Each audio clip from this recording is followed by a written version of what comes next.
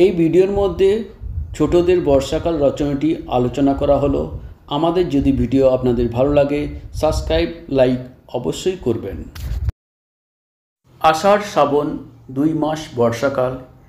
এই সময় আকাশ কালো মেঘে ঢাকা থাকে, সূর্য প্রায় দেখা যায় না।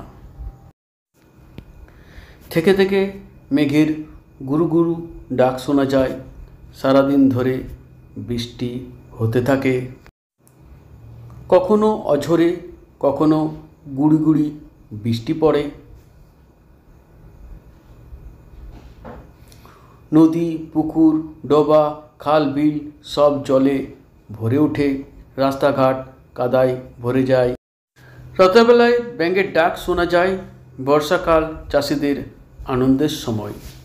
এ সময় তোমরা রাত্রেবেলায় খুব সুন্দর ব্যাঙ একটা ডাক দেয়। নতুন ফসল বোনার কাজে তারা ব্যস্ত থাকে। গাছপালা আবার সবুজ পরিণত হয়। গ্রীষ্মে গাছপালা সব ঝলসে যায়, ধুলায় পরিণত হয়, কিন্তু বর্ষার জলে সব পরিষ্কার হয়ে সবুজ হয়ে যায়। তবে অতিরিক্ত বৃষ্টির ফলে মাঝে মাঝে বন্যা দেখা দেয়।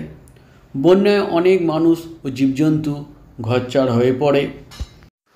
বর্ষার শেষ ভাগে বাংলার মাঠগুলি সবুজ রং ধারণ করে, এই জন্য বর্ষাকাল ভালো লাগে। আনারস পেয়ারা প্রভৃতি ফল এ সময় পাওয়া যায়। কামিনী কেতকী জুঁই চামেলি ফুলের মিষ্টি গন্ধে মন ভরে যায়। কবিদের কাছে বর্ষা ঋতুরানী, তাদের কবিতার প্রেরণা এই ঋতু। এই সময় মানুষ বাড়িতে বসে লুডো খেলে, জলে কাগজে নৌকো ভাসানোর আনন্দে ছোটরা মেতে ওঠে। বর্ষাকালে ঝুলন ও রথযাত্রা প্রভৃতি উৎসব হয়।